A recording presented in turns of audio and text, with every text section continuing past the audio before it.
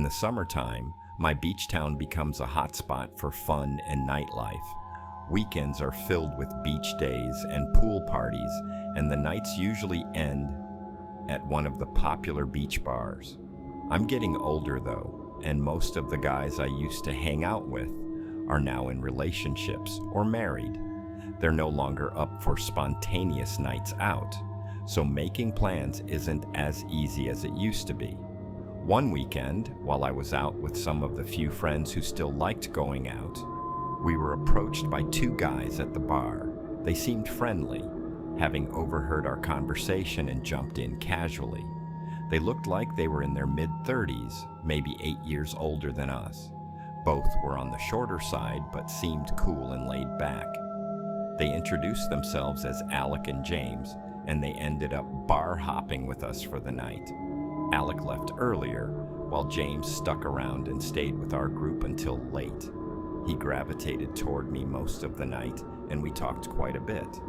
Eventually it was time to call it a night, and while James seemed disappointed, I told him we'd all hang out again soon.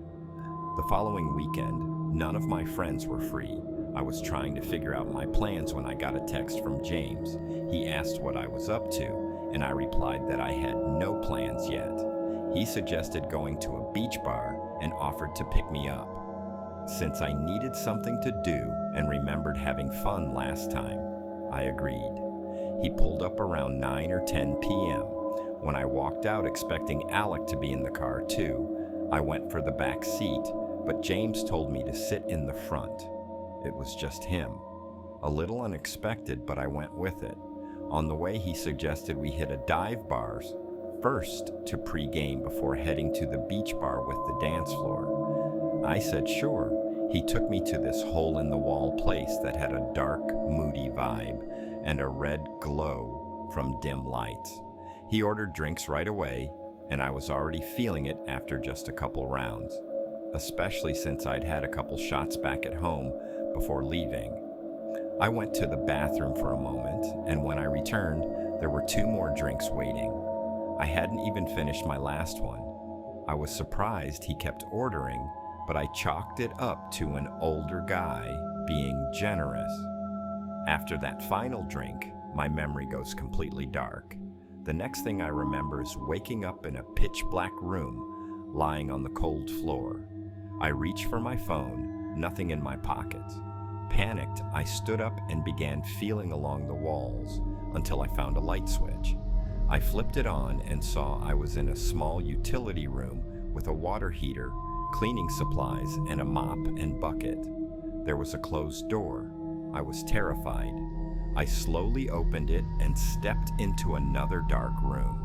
The dim light from the utility closet barely illuminated what now looked like a basement, carpeted with some furniture.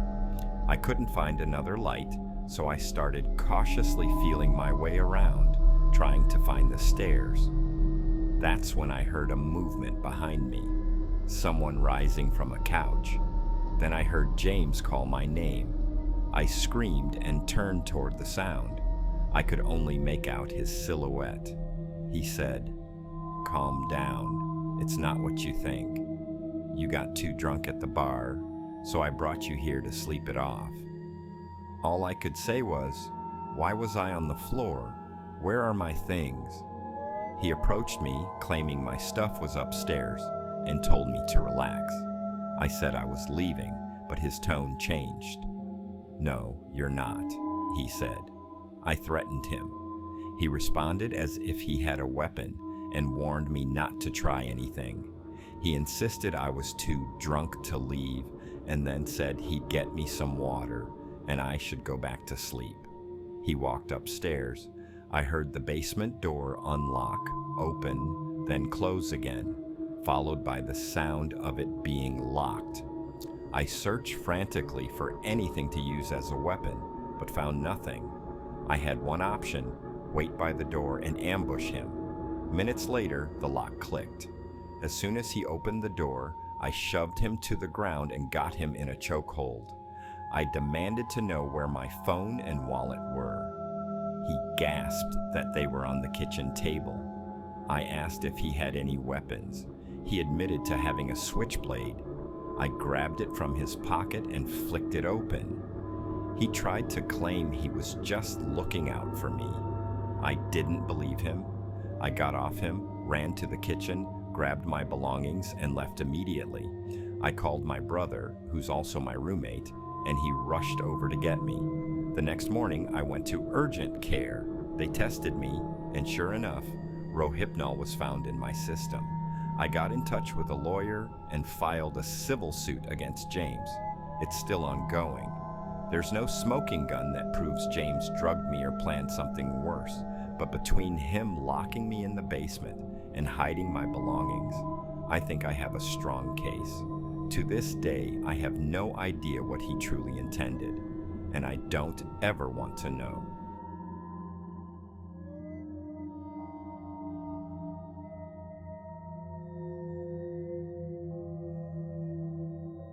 During the summertime, I love being outside.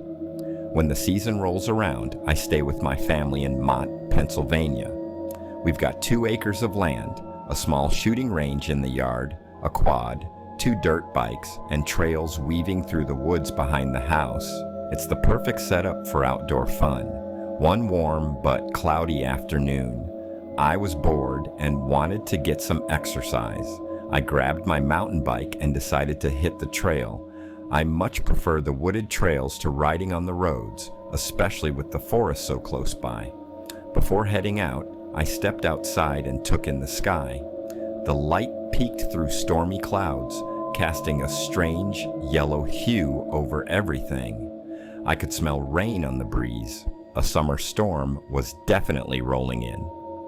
I checked the forecast. It looked like I had about 30 minutes before the rain hit. Even if I got caught in it, I didn't mind. I love that kind of weather. I set off down the trail, heading into the woods. I could hear and feel gusty winds blowing through the trees. This was my favorite kind of atmosphere to ride in, moody, dramatic, and just a little bit wild. The first part of the trail is mostly uphill. It's tough, but I like it because the return trip is all downhill. At the top, there's a clearing where I usually stop to catch my breath. That day, when I reached the clearing, I parked my bike and pulled out my phone, scrolling through a few texts. That's when everything changed. The wind, which had been howling just moments ago, suddenly stopped. Everything became still, eerily still. The trees stopped rustling. The air was silent. It was like someone had hit a mute button on the entire forest. I looked around, confused. I'd never experienced gust fronts dying so suddenly. As I stood there, trying to make sense of the stillness, I began to get a strange, crawling feeling under my skin. I thought I could hear something, maybe a voice. High-pitched, almost like a whisper, but not quite. I told myself it was probably just an animal.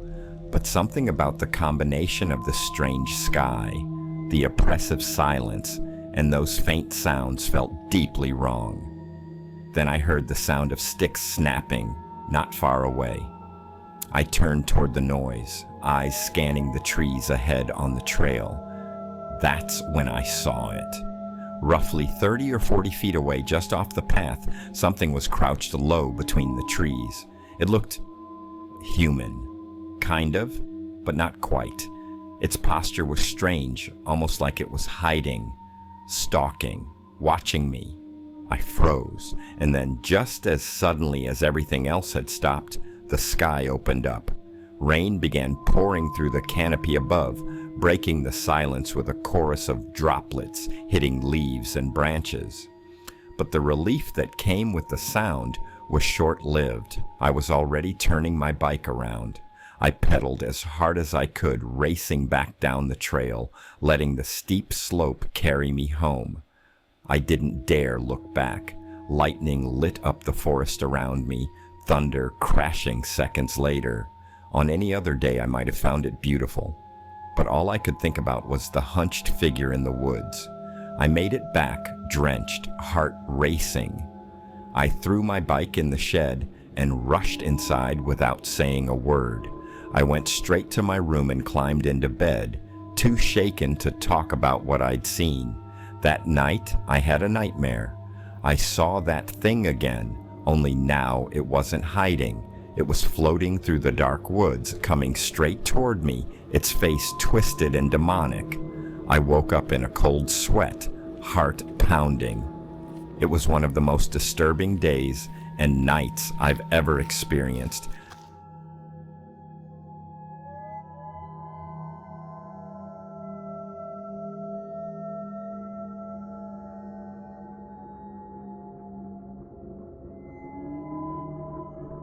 Every summer, my parents head out to our vacation home in Savannah, Georgia for a few weeks. That leaves me home alone, just me and our 2 cats. I don't mind it. Actually, I look forward to it. The freedom, the quiet, and the chance to enjoy the house without any rules is kind of a dream, especially during the summer when I have no major responsibilities. Our house sits right on a canal. My dad owns a Boston whaler and 2 jet skis, all docked out back. Across the canal is just marshland, and further down is a public park. There's not much boat traffic that comes by our property, so it's usually peaceful and pretty secluded. Honestly, our house is decent, but I always joke that my dad probably spent more on that boat than he did on the house itself. It draws a lot of attention. One night, I invited the girl I was seeing over. Let's call her Jane. We hung out in the backyard, relaxing in the hot tub. It was quiet, peaceful, the kind of night I love. Then, when the hot tub cycle ended and the hum stopped, I heard something from the canal. At first, I thought it was just fish splashing or birds fluttering near the water. But this noise was different, rhythmic, even deliberate. I stood up and looked toward the water. There, I saw someone kayaking slowly past our yard. It was strange to see at that hour, late at night, far up this quiet canal. I couldn't make out any details, not their face, not even what they were wearing, just a dark figure in a kayak paddling by. It felt a little off, but I brushed it off and mentioned to Jane how odd it was. Neither of us thought much of it after that. Later that night, we were in bed upstairs. The windows were closed because of the air conditioning. The windows in my room faced the canal and backyard. We were watching The Sopranos, the lights off except for the TV screen. Then suddenly a white light started flashing through the window, moving erratically. Jane and I both reacted instantly. "What the hell is that?" She asked if it was a helicopter light, but that didn't make any sense. I told her it looked more like a flashlight. I turned off the TV so the room would go completely dark, then stepped to the side of the window to peek out without being seen. That's when I saw it. Someone was out there again in the canal, waving a flashlight up toward our window. It looked like the same person from the kayak earlier. Jane asked who it was, and I told her it was the same guy from before. She asked, "How does he know we're in this room?" I guessed maybe he saw the glow from the TV earlier. Either way, it was unnerving, trying to act tough, maybe just because Jane was with me. I opened the window and called out, "What do you want?" A voice called back, weak and shaky, "Please, I need help." I shouted back, "Are you hurt? Are you lost?" He answered, "I'm injured. I can't get out of the kayak." I turned to Jane and asked what she thought I should do. She hesitated, then said, "Maybe you should help him." I called back out, "Do you want me to call 911? He yelled, "No. I just need help getting out of the kayak." That struck me as weird, but I still said, "Okay, I'll come out." I closed the window, sighed, and told Jane to wish me luck. She stayed in bed, barely dressed, so I didn't ask her to come. I threw on a t-shirt, ran downstairs, slid on some sandals, and opened the back door. I turned on the backyard floodlights and stepped outside. That's when I heard a scream. Jane from upstairs screaming my name at the top of her lungs. I turned in a panic and saw a man sprinting at me from the canal. He wasn't limping, he wasn't injured, he was fast, he was big. I barely made it back inside, slamming the door shut just as he reached it. He slammed into it and immediately tried to twist the knob. I locked it in time, barely. My heart was pounding. I ran to the kitchen, grabbed the entire knife block, and rushed back upstairs. I locked my bedroom door. Jane was shaking. She said she saw him sneaking up the second I turned on the lights. He had crept out of the shadows and was making a beeline straight for me. That fake voice, the kayak story, it was all a setup. We were terrified. I called my dad to tell him what had happened, and he snapped at me. "Call the police." So I did. Officers arrived shortly after and swept the area. They asked some neighbors, but no one had seen anything. The creepiest part? The kayak was gone. I think he ran back, grabbed it, and disappeared into the marsh. Maybe he'd been watching the house. Maybe he knew my parents were away. That night could have gone very differently.